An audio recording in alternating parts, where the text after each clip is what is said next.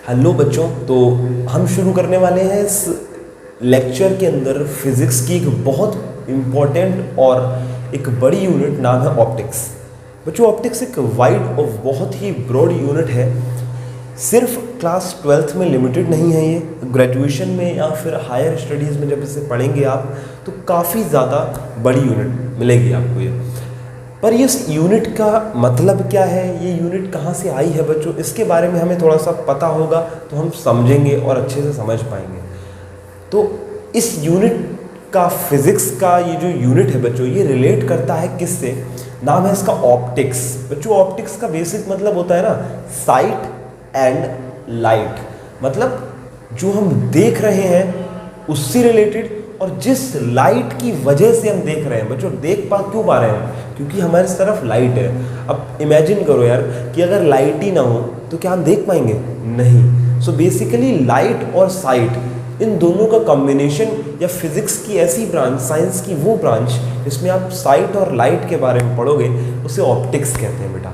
तो ऑप्टिक्स एक बहुत ही एक्साइटेड, बहुत ही बढ़िया, बहुत ही इंटरेस्टिंग यूनिट है अगर समझ में आ जाती है तो बेटा इसी को समझाने के लिए मैं आपके सामने आया हूँ। मेरा नाम है मनु पटेल और मैं आपको पढ़ाऊंगा बच्चों ऑप्टिक्स क्या है। ऑप्टिक्स के अंदर, ऑप्टिक्स की ब्रांच की अगर बात करें तो बेसिकली जैसा मैंने बताया आपको कि ऑप्टिक्स किससे रिलेटेड है, साइट एंड लाइट। तो पहली चीज़ जो इसके अंदर आती है बेटा वो है लाइट। लाइट क्या है? सो ऑप्टिक्स बेटा डायरेक्टली डिपेंड करती है हमारी लाइट के ऊपर। और लाइट की अगर बात करें तो बहुत टाइम पहले से कई सारी थ्योरियाँ आई, बहुत सारी थ्योरीज बीच में आई, लेकिन लाइट की दो इम्पॉर्टेंट थ्योरी जिनकी वजह से लाइट डिस्क्राइब करी गई, तो वो थ्योरीज क्या थी बेटा? तो लाइट की जो दो थ्योरीज आई, उसमें पहली थी कॉर्पस्कुलर थ्योरी। कॉर्पस्कुलर थ्योरी आई बच्चों। और सेकंड जो आई बेटा वो थी हमारी वेव थ्योरी। तो लाइट के बारे में दो बातें आई, और शायद आप 11th क्लास में थोड़ा सा इसके बारे में पढ़कर आए हो बेटा। नहीं तो कोई बात नहीं, ऐसी कोई इसमें कोई बहुत बड़ी प्रॉब्लम नहीं है। 11th में अगर पढ़ा है तो ठीक, नहीं तो कोई बात नहीं। 12th में जो पढ़ोगे यहाँ पर सब समझ में आएगा आपको, उसमें टेंशन की ज़रूरत नहीं है। लाइट जो होती है बच्चों बेसिकली दो नेचर शो करती है, एक तो पार्टिकल और एक वेव। ये थ्योरीज से आया था, और पहली थ्योरी जिसने इस बात को बताया कि लाइट एक पार्टिकल है वो थी बच्चों कॉर्पस्कुलर थ्योरी। इसको देने वाले साइंटिस्ट थे सर आइजैक न्यूटन। तो सर आइजैक न्यूटन ने बच्चों हमको ये थ्योरी दी थी, और अकॉर्डिंग टू दिस थ्योरी, ये थ्योरी ये कहती है बेटा कि जितना भी लाइट का पार्टिकल यूनिवर्स के अंदर है, वो या जो भी सनलाइट या लाइट्स हम तक आ पा रही हैं, जिसकी वजह से हम विजिबिलिटी या हम देख पा रहे हैं कोई भी चीज़, वो किन्हीं पार्टिकल्स की वजह से है। या जितनी भी लाइट नेचर में आ रही है वो छोटे छोटे कॉर्पसल्स की फॉर्म में आ रही है। छोटे छोटे कॉर्पसल्स, इन्होंने इस पर वर्ड दिया, कॉर्पसल्स की फॉर्म में आ रही है। इसका बेसिक मतलब होता है बेटा स्मॉल पार्टिकल्स। ये बेसिक मतलब इन स्मॉल पार्टिकल्स की बात कर रहे हैं, जिसको बाद में Planck's quantum theory, Planck's radiation law आया, जहाँ पर क्वांटा या क्वांटम थ्योरीज पे आए। काफ़ी सारी उसके अंदर डीप बातें जिसमें हमें नहीं जाना। बेसिक बात ये थी, सर आइजैक न्यूटन ने क्या बोला बच्चों कि लाइट जो है वो स्मॉल पार्टिकल्स से बनी है, जिन्हें कॉर्पसल्स कहते हैं। यानी लाइट जो है वो पार्टिकल्स से बनकर आई है। तो जो लाइट पार्टिकल्स से बनकर आई, उस लाइट की या उस ऑप्टिक्स की जिसमें लाइट को हमने पार्टिकल की तरह माना है, उसकी तरह बिहेव करवाया है, और पार्टिकल नेचर के बेसिस पर जो स्टडी करी गई ऑप्टिक्स की बच्चों, इस स्टडी को कहा गया बेटा रे ऑप्टिक्स। बच्चों, इस ब्रांच को बोला गया ray optics. Basically ray optics का मतलब समझ में आ गया बेटा? क्या रे ऑप्टिक्स, क्या पढ़ने वाले हो उसके अंदर, इस चीज़ को इमेजिन कर पा रहे हो?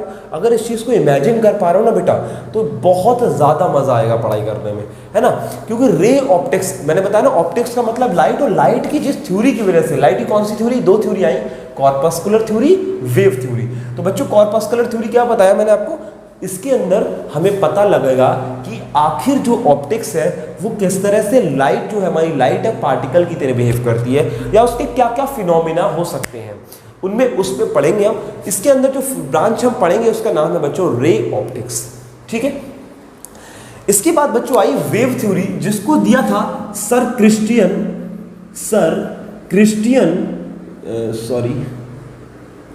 सर क्रिश्चियन हाइजेंस ने बच्चों, क्रिश्चियन हाइजेंस ने दिया था वेव थ्योरी को। क्रिश्चियन हाइजेंस ने दिया था बेटा।